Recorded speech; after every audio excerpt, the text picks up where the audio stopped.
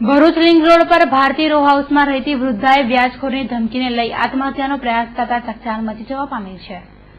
ભરૂચ સ્થિત ભારતીય row house ખાતે રહેતા મંજુલાબેન સોલંકી દીકરીના લગ્ન પ્રસંગે સંગીતાબેન પાસેથી વ્યાજે 30,000 લીધા હતા, જેમાં છેલ્લા 3 માસથી વ્યાજ નહીં ભરી શકતા સંગીતાબેન દ્વારા વારંવાર ધમકીથી ત્રસ્ત થઈ મંજુલાબેને કીડી મંકોડા મારવાનો પાવડર પી લઈ જીવાદોરી ટૂંકાવવાનો પ્રયાસ કરતા ખળભળાટ મચી ગયો છે। એઓને મારી નાખું, તારા છોકરાને મારી નાખું, એટલે મને ટેન્શન ભરાઈ ગયું સાહેબ 2 મહિના પહેલા કે એના કરતાં મારા છોકરાને હું મારે એના કરતાં પછી હું મરી જાઉં તો સારું, એના લીધે મેં આ પગલું ભર્યું છે સાહેબ। અત્યાર સુધી તમે એમને કેટલા રૂપિયા આપી ચૂક્યા છો?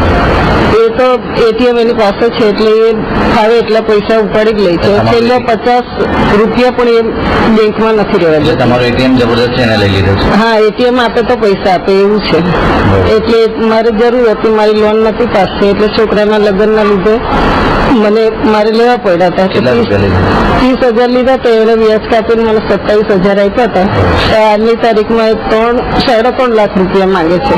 હવે સાહેબ મારી મજબૂરી છે, છોકરાની કાયમી નોકરી નથી, હવે મારે જીપીએફ એટલું કશું છે નથી, તબિયત સારી ના રહે એટલે પૈસા મારા જમા નથી થતા, એટલે આટલા બધા પૈસા હું ક્યાંથી ભરું? તો મેં કહું છું કે થોડા કરીને હું આપીશ, એ કહે છે કે ના મને હવે પૂરા જ આપી દો, મેં તો માણસો લઈને મારવા આવીશ। ત્યારે બીજી તરફ કિશનવાડી કિસ્મત ચોક ખાતે રહેતી વૃદ્ધા લીલાબેન બિરારે કેશવ પેટ્રોલ પંપ પાછળના ખુલ્લા મેદાનમાં અગમ્ય કારણસર અગન પીછોડી ઓઢી લેતા પોલીસે કારણ જાણવા તપાસ હાથ ધરી છે।